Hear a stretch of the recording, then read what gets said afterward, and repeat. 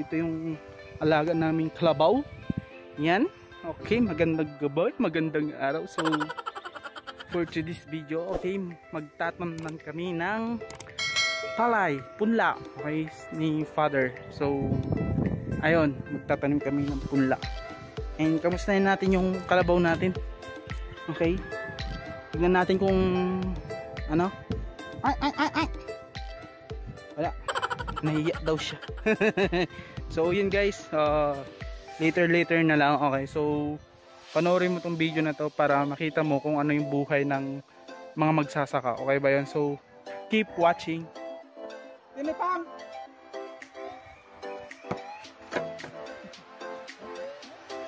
Oh my God! Wow!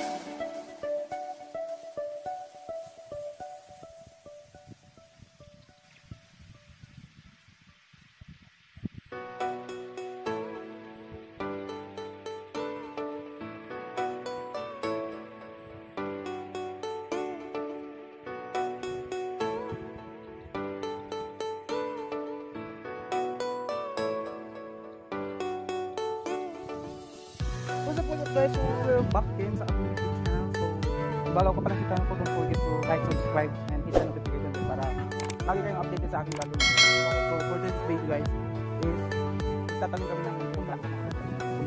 Una, araruin mo muna yung lupa, papabulukin mo yung mga ano ng palay, yung mga puno ng palay. Tapos kukulig-kuligin mo, tapos ng ginawa ko ng nakaraan. Papantayin yung lupa. Magtatanggal tayo ng TV. So, tara naman.